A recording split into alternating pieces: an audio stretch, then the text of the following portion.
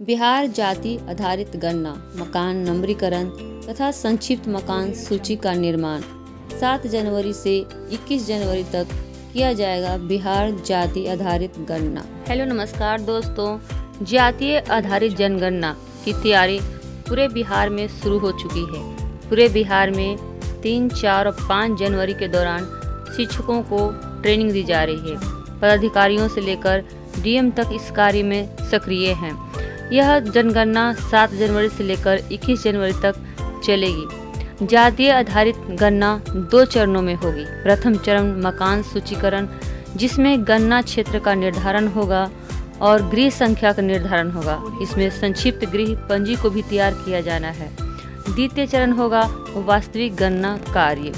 प्रथम चरण के बारे में हम लोग इस बार समझते हैं, क्योंकि अभी 7 जनवरी से जो शुरू होने वाला है वह प्रथम चरण है। तो चलिए जानते हैं प्रथम चरण में क्या क्या होना है।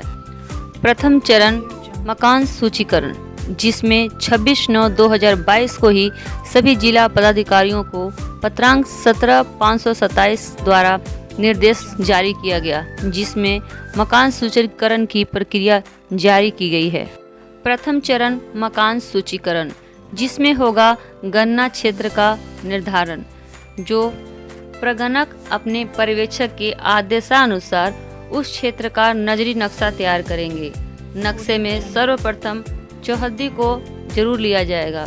चारों तरफ किस प्रकार नदी है या गांव है या खेत हो, सारी चौहद्दी पर लिखा जाएगा।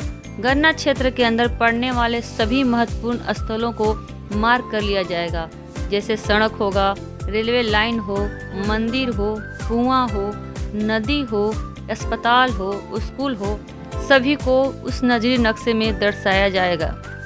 नजरी नक्शा का दूसरा स्टेप होगा उसको दिशानुसार दर्शाना है। जिस प्रकार हम किसी गांव या किसी गली या किसी मोहल्ले का अगर किसी तरफ फिगर बनाते हैं तो सबसे पहले उत्तर से शुरू करेंगे। उत्तर से शुरू करते हुए पश्चिम से होते हुए दक्षिण जाएंगे और फिर पूर्व की ओर उसी जगह पर आकर अपने नक्शे को ख़त्म करेंगे। प्रत्येक नक्शे में होने वाली जानकारी को तीर से हम इंडिकेट करेंगे। अब हमने गणना क्षेत्र का निर्धारण कर लिया, अब उसका नजरी नक्शा भी तैयार कर लिया है। उस नजरी नक्शे के अनुसार प्रत्येक घर का नक्शा हमने बनाया और उसे हमने कई जगहों से दर्शाया है। इसमें नजरी नक्शे में 2 तरह की इमारतों को दर्शाना है, पक्की इमारत और कच्चे इमारत। पक्की इमारत जिनकी दीवारें पक्की ईंट, सीमेंट, कंक्रीट और लकड़ी की बनी हो, जिनकी छत टाइल्स, सीमेंट की टाइल्स, पक्की ईंट, सीमेंट की ईंटें, पत्थर, स्लेट आदि से बने हुए हों। कच्ची इमारत इन सब से अलग हटकर घास या मिट्टी के बने हुए होंगे, समझिएगा कच्ची इमारत है।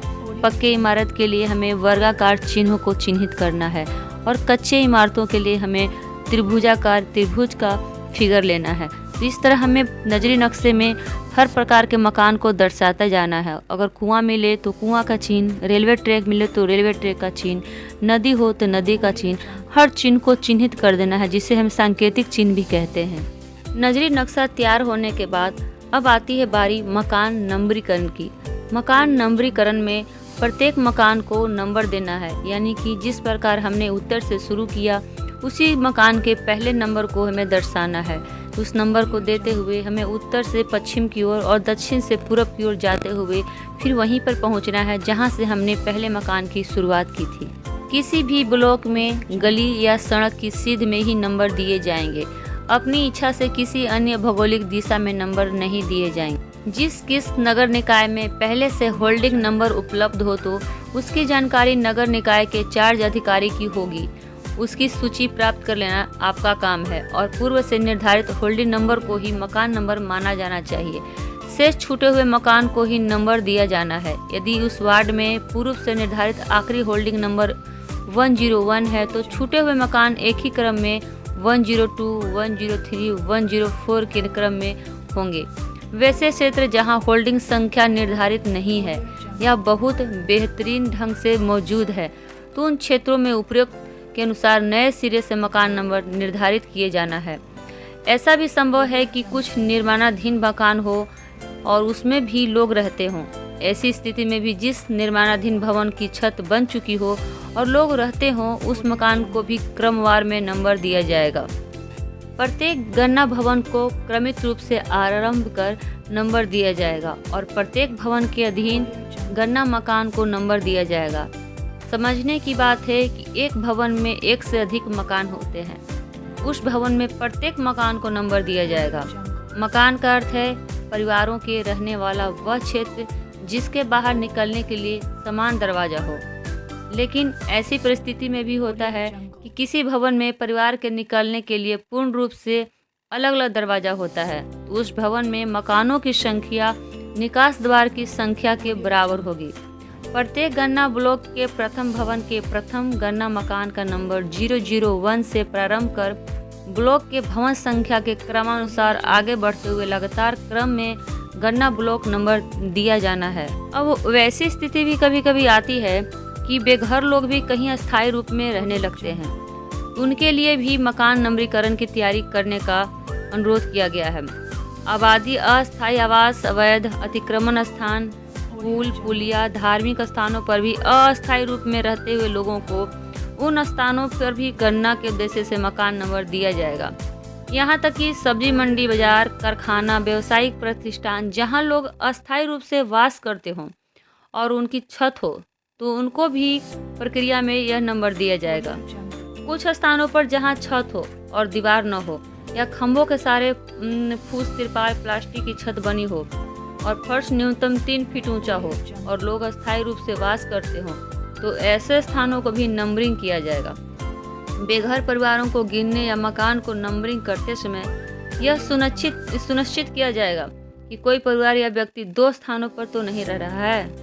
मकान नंबरीकरण की तैयारी के लिए सबसे पहले हम फॉर्मेट के देखा देखी एक रफ फॉर्मेट तैयार करेंगे, तभी हम फील्ड में जाएंगे। फील्ड में जाकर हम उस रफ खाका की तैयारी से ये देखेंगे कि किस प्रकार भवन या फिर मकान किस प्रकार बने हुए हैं, उसका हम पूरा गणना करेंगे। इसके लिए प्रत्येक दिन विद्यालय में उपस्थित होकर उसके बाद जो भी समय मिलता हो उससे हम अलग से समय निकालकर अपने क्षेत्र में जाएंगे। उस क्षेत्र में कम से कम प्रतिदिन 15 घर को टारगेट करेंगे और 15 घर का रफ खाका तैयार करेंगे।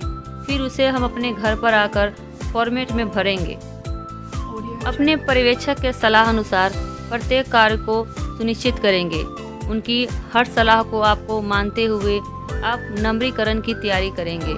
जिस प्रकार जिस फिगर को दर्शाए जाने का निर्देश मिला है उसी प्रकार दर्शाते हुए हम नंबरीकरण की तैयारी करेंगे और फॉर्मेट में जिस प्रकार जिस प्रक्रिया से हमें नंबरिंग करने की सारी स्टेप बाय स्टेप बताई गई है उसको भी हम ध्यान रखेंगे। अब हम चलते हैं किस प्रकार नंबर भरना है। मान लीजिए आप नंबर 1 घर में गए जिसमें एक भवन है तो एक गणना मकान भी है, तो इसके लिए हम 001 देंगे और मकान संख्या भी 001 ही देंगे।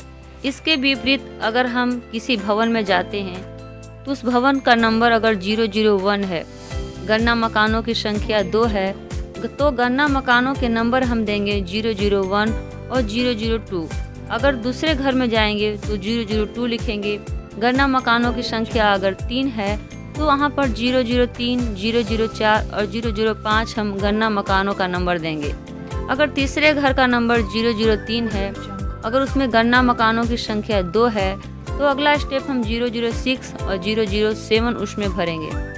मान लीजिए भवन 6 हैं और उसमें भी प्रत्येक भवन में 1 से 4 तक प्रत्येक में एकक परिवार रहता हो, यानी एकक मकान है, जबकि भवन संख्या 5 में 2 परिवार हैं और भवन संख्या 6 में 3 परिवार हैं, तो उससे हम इस फॉर्मेट के अनुसार दर्शाएंगे। अगर बहुमंजिला इमारत हो इसमें भवन संख्या 1 देंगे और गणना मकान की संख्या हम 1, 2, 3, 4, 5, 6, 7, 8 करके दर्शाएंगे। मकानों को नंबर देने का कार्य पूरी जिम्मेदारी से होना चाहिए और किसी भी परिस्थिति में कोई मकान छूटना नहीं चाहिए या फिर दोहराना भी नहीं होगा। यदि किसी सावधानियों के बावजूद भी मकान छूट जाए तो पदाधिकारी को खबर जरूर दीजिएगा। उदाहरण के लिए यदि अंतिम मकान हम 153 नंबर दे रहे हैं, तो यदि कोई भवन या भवन संख्या के बीच में कोई भी मकान छूट जाए तो उस भवन का नंबर 1 दिया जाएगा। मान लीजिए कि भवन संख्या 10 या 11 के बीच में कोई मकान छूट गया हो, तो उसे भवन संख्या 10 का पोस्ट 1 देंगे। अगर उसके बीच में 2 गणना मकान होंगे तो उसको हम मकान नंबर 154 या 155 नंबर दिया जाएगा। नीचे फॉर्मेट में हम इसका दर्शा रहे हैं। इस गणना का तीसरा स्टेप है मकान नंबरीकरण, यानी कि जिस मकान को हम फॉर्मेट में भर रहे हैं उस मकान के दीवार पर भी हमें कुछ नंबरीकरण करना होगा। गणना मकान को तीनों मुख्य द्वारों के बगल में 6 इंच लंबा और 6 इंच चौड़ा बॉक्स में लाल मार्कर से मकान संख्या लिखना होगा, जिस प्रकार फिगर में मैं दर्शा रही हूँ। इस प्रकार संपूर्ण गणना उपगणना ब्लॉक में बिना कोई आवासीय स्थल छोड़े और बिना दोहराव के मकान नंबरीकरण का कार्य पूरा किया जाए। मकान नंबरीकरण की तैयारी, यानी कि पूरा फॉर्मेट भरने के बावजूद, फॉर्मेट पर मुखिया के हस्ताक्षर के बावजूद हम पूरे मकान को अब नंबरीकरण करेंगे। यानी कि क्षेत्र में हमने जितने नजरी नक्शा बनाए हैं, जितने नजरी नक्शा में हमने मकान को दर्शाया है, कच्चा या पक्का मकान होगा, जितने मकान में हमने मकान नंबर की गणना की है, उन सभी मकान पर हम नंबरीकरण करेंगे। इसके लिए गणना मकान के तीनों मुख्य द्वार अगर होंगे तो उसके बगल में 6 इंच लंबा और 6 इंच चौड़ा बॉक्स में लाल मार्कर से मकान संख्या निर्धारित करेंगे, जिस प्रकार मैं फिगर में दर्शा रही हूँ। इस प्रकार संपूर्ण गणना उपगणना ब्लॉक में बिना कोई आवासीय स्थल छोड़े और बिना दोहराव के मकान नंबरीकरण का कार्य पूरा किया जाएगा और संक्षिप्त मकान सूची निर्माण का कार्य आरंभ किया जाएगा।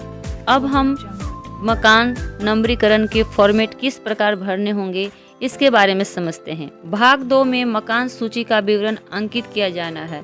इस भाग में मात्र वैसे भवनों एवं मकानों को प्रविष्ट की जाएगी जो नियमित और वैध हों। इस विवरणी में कुल 10 कॉलम है। कॉलम 2 में भवन संख्या अंकित करना है, कॉलम 3 में मकान संख्या अंकित करना है। यह दोनों आंकड़े मकान नंबरीकरण के समय भवन और मकान के मुख्य द्वार पर प्रगणक द्वारा लाल स्याही से मार्कर से लिखे जाएंगे। कॉलम संख्या 4 में मकान का जिस उद्देश्य से उपयोग किया जा रहा है उसका उल्लेख करना है। मान लीजिए आवासीय, व्यावसायिक, धार्मिक किसी भी काम के लिए उपयोग किया जाना है, उसको दर्शाना है। कॉलम 5 में उक्त मकान के अधीन परिवार की कुल संख्या का उल्लेख किया जाना है। कॉलम संख्या 6 में उस परिवार के मुखिया या प्रधान का नाम लिखा जाएगा। कॉलम संख्या 7 में उस परिवार में कुल सदस्यों की संख्या लिखी जाएगी जिस परिवार के मुखिया और प्रधान का नाम लिखा गया है। कॉलम 8 में परिवार का क्रम संख्या लिखा जाएगा, अर्थात यदि कॉलम 5 में परिवार की संख्या 3 है तो कॉलम 6, 7, 8, 9 एवं 10 को 3 पंक्तियों में अलग अलग परिवार भरा जाएगा। इस प्रकार संपूर्ण गणना उपगणना क्षेत्र के सभी आवासीय या मकानों के परिवारों की संक्षिप्त विवरणी अंकित कर ली जाएगी। भाग 3 में बेघर परिवारों की संक्षिप्त विवरणी अंकित की जानी है। बेघर परिवार से तात्पर्य वैसे परिवार से है जो अनियमित वासों में अस्थायी रूप से रहते हैं, जैसे सरकारी भूमि पर अतिक्रमण कर बनाई गई झोपड़ी, तिरपाल, पुल पुलिया के नीचे, धार्मिक स्थानों के अंदर बाहर अस्थायी आवास, खाना बदोश आबादियों, बाजारों आदि स्थानों पर अस्थायी रूप से रहने वाले परिवारों की प्रविष्ट की जाएगी। बेघर परिवारों को मकान नंबर मात्र गणना कार्य हेतु दिया जाएगा, जिसका अन्य कार्य हेतु कोई वैधानिक आधार नहीं होगा। भाग 3 में कुल 8 कॉलम है। कॉलम 2 में स्थान का विवरण दिया जाएगा जैसा कि पहले बताया गया है। कॉलम 3 में उस स्थान पर रहने वाले कुल परिवार की संख्या अंकित की जाएगी। कॉलम 4, 5, 6, 7 एवं 8 में क्रमवार पृथक परिवारों की सूचना अंकित की जाएगी। थोड़ा सा भाग 4 के बारे में समझ लेते हैं। भाग 4 में गणना कर्मियों या पदाधिकारियों द्वारा प्रमाण पत्र दिया जाना है। मकान सूचीकरण कार्य की समाप्ति के उपरांत प्रगणक एवं पर्यवेक्षक द्वारा यह भरा जाना है, जिसमें संक्षिप्त मकान सूचीकरण के दौरान संपूर्ण कवरेज का प्रमाण पत्र दिया जाएगा। प्रगणक एवं पर्यवेक्षक द्वारा समर्पित सूची को चार्ज अधिकारी के कार्यालय द्वारा चार्ज रजिस्टर अन्य उपलब्ध अभिलेखों आदि से जांच कर लिपिक द्वारा भी हस्ताक्षर किया जाएगा। उसके बाद चार्ज अधिकारी द्वारा संक्षिप्त मकान सूची का अभिलेख एवं क्षेत्रों में निरीक्षण उपरांत सही होने का प्रमाण पत्र दिया जाएगा। इस संक्षिप्त मकान सूची से आंकड़े पोर्टल में चार्ज अधिकारी के कार्यालय द्वारा भरा जाएगा, जिसके अनुसार मोबाइल ऐप पर प्रगणक एवं पर्यवेक्षक को गणना उपगणना ब्लॉक का कार्य आवंटित होगा और द्वितीय चरण में उन परिवारों के सामाजिक और आर्थिक आंकड़े संकलित किए जाएंगे। जाति आधारित गणना का मूल उद्देश्य राज्य के प्रत्येक व्यक्ति के संबंध में अचूक रूप से उनकी जाति एवं आर्थिक स्थिति का पता लगाना है। यह गणना राज्य की समस्त जनसंख्या में सभी संप्रदाय के प्रत्येक जाति के सदस्यों की संख्या और आर्थिक आकलन दे सकेगा। इस गणना में प्रत्येक व्यक्ति की भागीदारी सुनिश्चित की जाएगी। यह गणना प्रमाणिक विधि से संपन्न कराया जाएगा, जिसके अधीन एकत्र किए गए आंकड़े सही एवं सत्यापित होंगे। बिहार जाति आधारित गणना, मकान नंबरीकरण तथा संक्षिप्त मकान सूची का निर्माण, यही है इस बिहार की जनगणना का आधार। तो दोस्तों, पर्यवेक्षक हो या प्रगणक हो, इस वीडियो के माध्यम से आप अपने गणना करने में सहायता ले सकते हैं, क्योंकि जितने भी फॉर्मेट में बातें बताई गई है उसको मैंने चित्रों के आधार पर सारे फॉर्मेट के पन्ने मैंने डाले हैं। तो आप भी इसको समझ सकते हैं, सुन सकते हैं और इस पर अपना कार्य कर सकते हैं। तो चैनल को सब्सक्राइब कीजिए, वीडियो को लाइक और शेयर कीजिए।